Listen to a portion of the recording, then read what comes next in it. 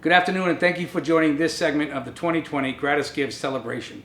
We're being joined by Mary Hutchinson, the CEO of Step2, right here in Reno. Thanks for joining us. Thank you for being here. Right on. So Mary, how and when did Step2 start?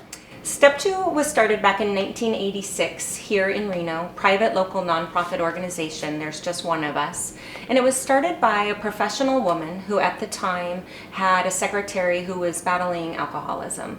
And she was a single mom, but really wanted to receive treatment. And the only way for her to go to treatment was if she turned her kids over as a ward of state so that she could leave them and go to treatment because she had no family to help her. And so this woman started thinking there has to be a better way. Women should not have to choose between being a mom and receiving treatment. So that's the concept with which Step2 was born on back in 1986. Amazing program. What is the specific mission of Step2? The simple form of the mission of Step2 is to break the cycle of addiction in families. Things like alcoholism, drug use, homelessness, poverty, domestic violence tend to be generational, and the goal here at Step2 is to break all of those cycles and to repair families into healthy families. Who and where does Step2 serve? Step2 serves adult females battling substance use disorders, and we primarily serve women from the Northern Nevada region, although we often get women from Southern Nevada or the California region as well. Excellent. How does Step2 deliver its mission to those in need? We have a large campus here in the Reno area, and on our campus we have our Family Counseling Center, which is our main hub of all the clinical activity for the women in the program. And then we also on our campus have a 20-bed residential facility. That's a dorm-style facility that women live in for generally up to 90 days as they receive very intensive treatment here on our campus. And then when a woman completes the residential program, we have 25 cottages on our campus. They are 1, 2, and 3 bedroom cottages, and a woman and her children will move into a cottage here on campus, fully furnished with everything she needs, all community donations. They'll live here on our campus up to another year while mom continues to receive treatment for substance use disorder, and then also while we work with her to help with things like employment and financial security, child care, all of the things that this woman and her children will need when they complete the program and move out in the community and are successful on their own. So when a woman moves into the cottage on our campus with her kids, it is fully furnished. We're talking pots, pans, dishes, couches, dressers, everything she and her children need to live comfortably in the cottage. And all of that is community donations. Often that's individuals who maybe are getting a new couch set and donate their old one to us. Or a lot of businesses here in town donate directly to that part of our program as well. And when a woman and her children complete that aspect of the program, generally about a year later, and are ready to move into the community, into their own place, they get to take all of that household items with them. So they get to take that couch, that bed, TV, the bedding, the dishes, they get to take all that with them as they start their life after Step2. So you're setting them up for success. Absolutely. I love that part. The cost aspect of purchasing all those things can be a barrier for a single mom to move out on her own. So the community, the Reno community, provides all of that for the women and children in our program. Beautiful. Mary, with such an amazing program, you must have a ton of impact with these women. Could you tell everyone a story of impact? Sure, man, that's hard to do. In my years here, I've met a couple thousand. Since we started, we've served over 4,000 women. One in particular that sticks out only because I'm doing a special project with her as an alumni this afternoon is the story of Amanda. Amanda came to us about 2 years ago. And she had years or decades worth of substance use and also was drug trafficked and human trafficked, sadly. And she came to us with a myriad of issues and involvement in the community and law but she also came to us with 3 little girls. And Amanda went through our residential program, put the hard work in for sure, and then was reunified with 3 girls who were removed from her through the state here on our Lighthouse campus. So she and her 3 girls moved into one of our cottages.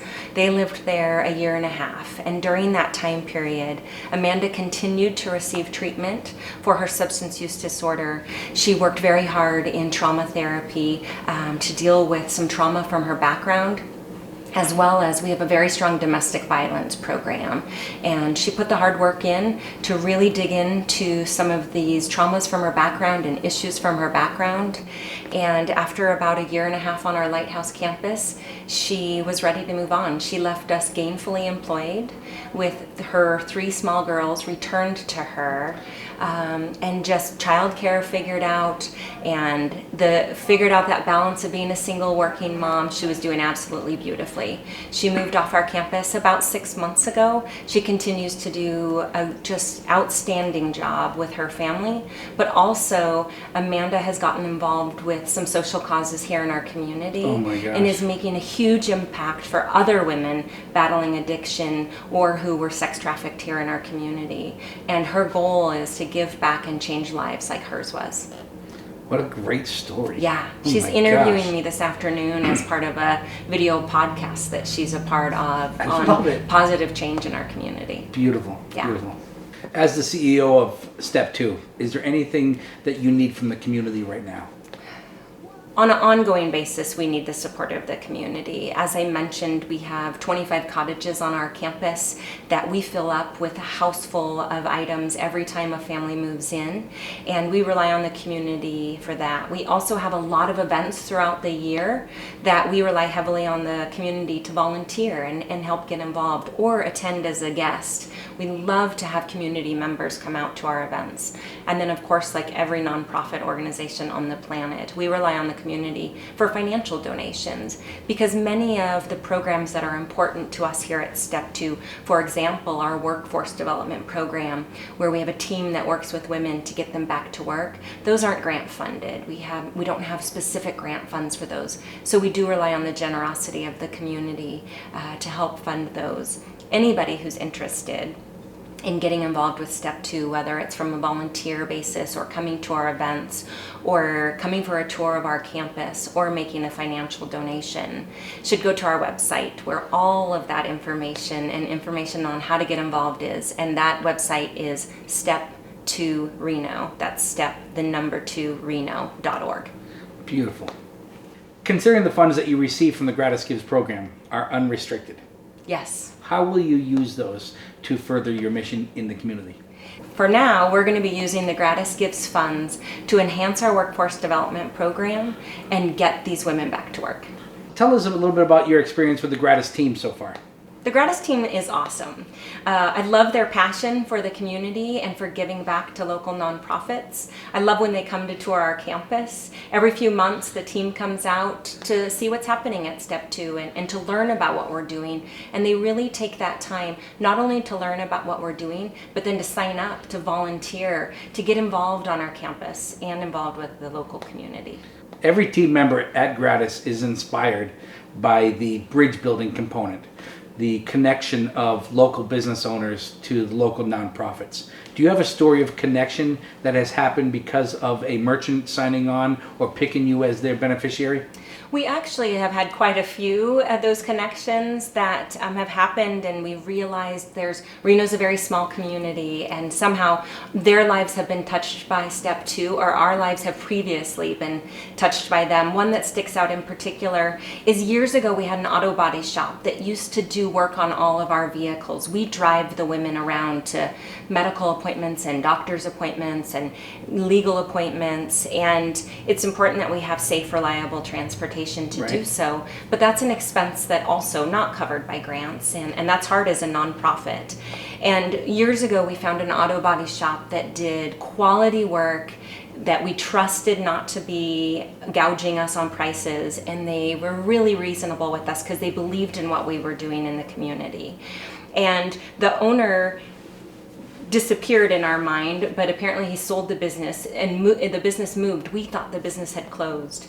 And then fast forward 5 years later, I get a call from GratisGives that Specialty Automotive has chosen Step 2 to be their beneficiary. And sure enough, Specialty Automotive was that auto body shop. We just didn't know that they were still around with the new owner, but the new owner had worked for the previous owner, had been touched by Step 2 and by addiction, and was thrilled to find us and reconnect. And so now we have a reliable auto shop for our vehicles. What a great story of connection. Yeah.